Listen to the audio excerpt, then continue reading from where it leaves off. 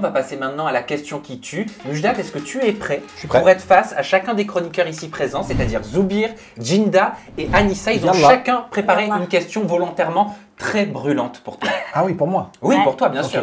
Bah, pas pour le voisin. Allons-y. Allez, on commence tout de suite avec Djinda. Je te confie, Mujdat, il est à toi. Mujdat, je vais essayer d'être gentil. Attends, tu m'as dit quoi juste avant, tout à l'heure? Ah, tout à l'heure. Quoi? Avant que les caméras... Tout ce qui est dit en off reste en off. Non, non, non. On a dit non, on veut savoir. T'as dit quoi? Non, j'ai dit qu'il était très beau, c'est ça? Oui, c'est vrai. J'ai dit qu'il était très beau Je te retourne le compliment. en vrai. Ah, c'est gentil. Très joli. Mais c'est vrai, des fois, on à la télé, et c'est pas pareil. Tu étais en train de dire qu'il est claqué à la télé. Claqué au sol à la télé. Non, mais je le voyais autrement, mais c'est un très bel homme. C'est très gentil. Merci, Voilà. Et on peut vous laisser sinon? Je peux poser ma question? C'est censé tuer. Hein. Non, je ressemble ni à Mila, ni à Félicia. Ah bah ni t'as pas de chance alors. Voilà, donc Non, t'es très jolie. c'est gentil. Dans une question-réponse sur Instagram, il y a un fan qui t'a demandé si tu comptais réintégrer l'équipe du reste du monde. Oui. Ce à quoi tu as répondu « Oui, mais eux, non ». Donc je ne pense pas. Il faut baisser son froc, je n'y arrive pas. Il faut être un suiveur, il faut être un mouton. Je n'y arrive pas. C'est qui pour toi le troupeau? C'est qui les moutons? Bah en fait, c'est ce que je disais, c'est qu'il y a une mafia dans le reste du monde. C'est-à-dire en fait les grosses têtes qui tiennent un peu les cordes. Et bah t'as tous les autres nouveaux pour intégrer, pour rester le plus longtemps dans l'aventure. Bah ils baissent leur froc. Et moi c'est un truc que j'ai beaucoup de mal, c'est-à-dire que j'aime pas ta gueule, bah j'aime pas ta gueule, je peux pas faire exprès, je peux pas m'inventer une amitié avec toi. Et j'ai mon caractère, j'ai ma personnalité, ça me plaît pas. Bah, le fait que je baisse pas mon froc, que je ne suis pas. Ouais. De toute façon c'est simple, c'est soit tu suis, soit tu dégages. Mais il y a un berger. Il y en a un. On Et il y en a parle un de loup. mouton. Oui, il y en a un. C'est qui? Enfin, il y en a même plusieurs, mais après, ils se relaient un peu le fardeau. Ouais. Ah ouais? Ah ouais, il y en a plusieurs. Mais après, non, mais c'est la réalité, c'est soit tu suis, soit tu Mais dégages. c'est qui les bergers? Ouais, voilà. Bah, Lozina, les grosses têtes, Mila, Ilona, Ber. En fait, c'est plus t'as d'abonnés, plus t'es imposant. Tu vois, c'est aussi simple que ça. Mais est-ce que, et quand tu dis qu'il faut baisser son froc, est-ce qu'il y a des conditions en fait, qu'on t'a proposées pour réintégrer le reste du monde?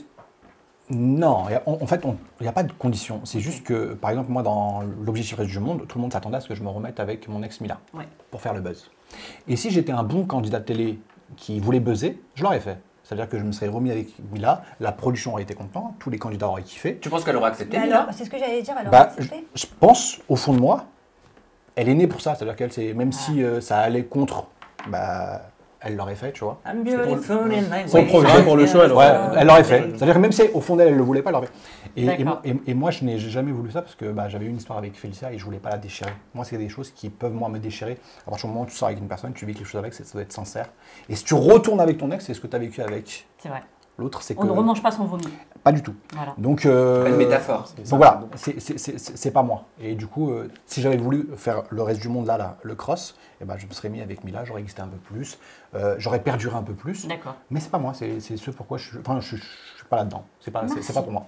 Merci Djinda, merci Mujdat. Alissa, nous t'avions autour de cette même table posé nos questions qui tuent. Ouais. Cette fois-ci, c'est à toi C'est de à tuer moi, Mujdat. Oui, Aïe. oui. Tu as dit, on m'a demandé d'être quelqu'un d'autre dans l'émission, au RDM, donc je voudrais savoir, qui t'a demandé de jouer un rôle en fait? Bah, en fait, on te le dit pas directement, on te l'impose, c'est-à-dire qu'en off, bah, tu as des grosses têtes qui viennent te voir, Mujdat serait bien que je te remette avec Mila. Franchement, ça va vraiment buzzer, ça va vraiment marcher. Tu as des gens de la production qui te font comprendre, des sous-entendus, tu sais, qui te tendent la perche. C'est quoi un sous-entendu? Oui, voilà. Franchement, toi et Mila, je pense pas que ce soit fini. Et tu sais, tu dis... Ah, il joue sur le... Ah oui, il joue sur le... Mais après, c'est leur boulot. Ouais. C'est-à-dire, ils veulent buzzer, ils veulent faire de l'audience. Donc, moi, si demain je suis producteur, je vais essayer de faire le maximum pour buzzer, c'est normal. Et c'est un truc que j'arrive pas. C'est-à-dire que je peux pas jouer le sentimental, faire le faux, exister pour exister, c'est pas pour moi. Mais on t'a demandé quelque chose de particulier et Non. qui t'a dérangé en soi? Ça, justement, on m'a fait comprendre que je devrais me mettre avec Mila pour buzzer. Parce que moi, Mujdat, je voudrais savoir, qui es-tu, Mujdat? Ah. Qui est Mujdat? Comment tu dis son prénom? Mujdat. Mujdat. Ouais. Voilà. Non, Mujdat. Mujdat. M-U-J-D-A-T. Parce que moi, le Mais E tu peux en m'appeler Corse, on Muj. dit OU. Non. Ah, d'accord. Je me prends pour une Corse déjà. Ouais, c'est ce que j'allais dire. Donc, Mujdat. Ouais. Mais tu peux m'appeler Muj, c'est plus simple. Muj. Ouais. Ah ouais, direct comme ça. Ouais, comme ça. D'accord. Ah ouais, direct. Ok, Muj. Je voudrais juste savoir, qui tu es. Parce que voilà, il y en a qui t'aiment, il y en a qui te détestent. On voudrait savoir L'ennemi vraiment public numéro un. qui est Mujdat. En fait, c'est très simple, c'est juste que je suis rentré dans la télé sans vraiment le vouloir. C'est-à-dire que j'ai connu une fille qui était Mila, j'ai fait 2 ans avec elle, avant qu'il y ait ce buzz, il y a le mec à Mila.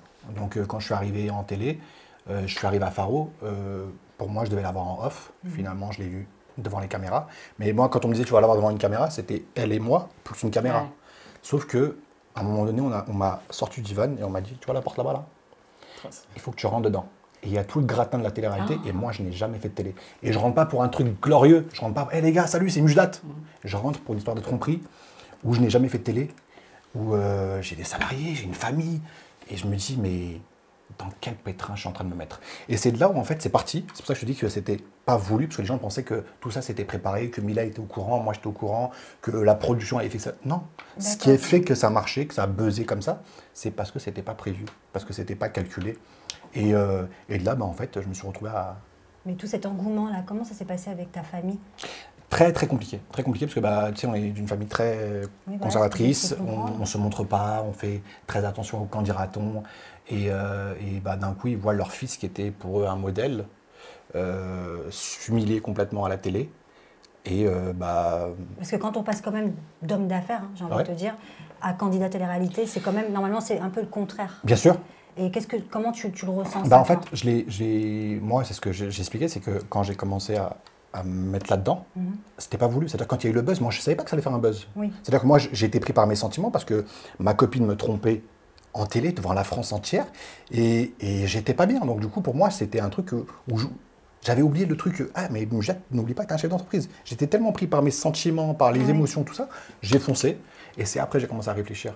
Mais c'était trop tard parce qu'il y a eu un buzz tellement monumental que j'ai perdu toute ma clientèle, que j'ai perdu tous les gens avec qui je travaillais, parce que l'image de la télé associée à des entreprises, ça ne marche pas en France. L'image de la télé-réalité est péjorative. Donc du coup, j'ai perdu 70 à 80% de mon chiffre d'affaires. C'est-à-dire, ça représentait quoi? Plusieurs millions d'euros. Oh là là. Plusieurs millions d'euros, et j'ai perdu ma clientèle et j'ai fait faillite. En fait, tu as tout perdu en faisant de la télé-réalité. J'ai tout perdu. Tu as retrouvé aussi autrement. Non, justement. Il y a les réseaux, les placements. Justement, moi j'ai commencé la télé-réalité avec moins de 2 millions d'euros. C'est-à-dire que quand j'ai commencé la télé-réalité dans Les Princes, j'étais à moins de 2 millions de dettes. Donc il fallait les payer, il fallait les épurer, il fallait travailler. Mais dans quoi? J'ai la télé-réalité. Tu prends ce que tu as devant toi. C'était donc la solution du moment. Voilà, j'ai créé des boutiques en ligne qui ont bien marché, commencé à faire des placements, et petit à petit des choses qui ont marché. Donc après, j'avais des biens, j'ai vendu certains biens, j'ai fait des choses, mais j'ai commencé à moins de 2 millions, et la télé-réalité ne m'a pas servi, m'a plus desservi qu'autre chose. C'est pour ça que les gens aujourd'hui, quand ils disent, mais il est opportuniste, mais frérot, t'as tout perdu. On te propose un truc, tu fonces dedans. N'importe quoi. C'est sympa que tu dises ça, parce que c'est, tu vois, c'est un truc... c'est bouleversant. C'est la réalité. Les gens, ils sont à des années-lumière de se douter de ça, tu vois. Exactement. Ils pensent que tout est beau, tout est meilleur. Ah non, moi j'ai vécu l'enfer sur Terre, mais vraiment. Tu perds ta famille, tu perds tes enfants, tu perds ton entreprise, tu perds tes salariés, tu perds ton bras droit, tu perds ta secrétaire qui était là depuis des années, tu perds une entreprise de 10 ans.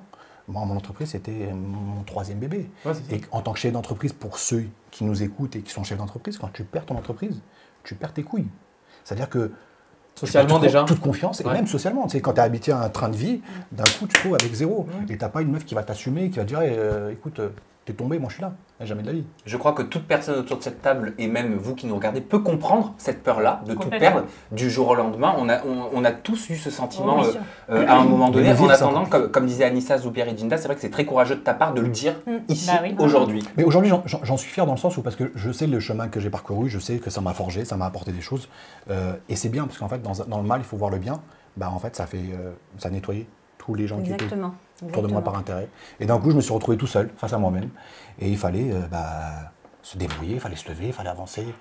J'ai 2 enfants, il faut les nourrir. Donc, Bravo. Merci Anissa pour ta question qui tue. C'est à ton tour, Zoubir, de t'adresser à Mujdat ici présent. Alors, Mouj, franchise, honnêteté, transparence. Tu me connais. Alors, il y a un compte Instagram, Histoire de TVR, qui a posté la nouvelle go de Mujdat, c'est elle, #le.ena, Lina. Il me semble, c'est Lina. Lina. Je pense qu'on a tous compris son style à force. Alors, cette Lina, c'est qui? Êtes-vous en couple? Flirt? C'est qui? Pourquoi son style à force? Ouais, c'est. Parce qu'elle Pourquoi ressemble ton aux style, ex. Pas du tout. C'est juste une brune, justement. Elle n'a pas du tout de forme. C'est une très belle femme. Et quand est-ce que tu vas aller vers les blondes? Bientôt. C'est la prochaine. Après, Mouj, Ouais. c'est comme tous les hommes. Hein. Si tu es attiré par les brunes, c'est pas parce qu'elle va Mais bien ressembler sûr, à ses je ex. plaisante, pense, bien voilà. sûr. Non, mais bien sûr. Mais après, en fait, cette personne, je suis parti en boîte de nuit. Tu sais comment ça se passe. Ça faisait longtemps que je n'étais pas sorti. Je sors avec des potes qui ramènent des copines. Forcément, elles sont de table. Donc, elle passe à côté de moi, on la filme. Et elle voulait pas trop se montrer parce que c'est l'ex de mon meilleur pote qui est à ma table. Donc, c'est son ex de base. Okay. Et chez nous, on ne touche pas les ex. Jamais de la vie, tu vois. Et je la connais pas plus que ça. Ouais. C'est une très belle femme, très gentille, mais je la connais pas plus que ça. Donc, c'est un mauvais moment, filmer à mauvais moment. Filmer au mauvais moment. Après, tu sais, quand tu vas en boîte, les gens ils te filment en cachette. Tu sais comment ça se passe. Ils sont prêts à tout. C'est-à-dire que la serveuse, elle venait vers moi pour me servir. On disait, ah, mais regarde. Il chine la serveuse. Ouais, donc c'était compliqué, mais après, ça fait partie du jeu. Tu vois, tu peux pas prendre que le bon côté des choses. Exposé, forcément. Et t'es en couple au moment où on parle? Non, je suis célibataire.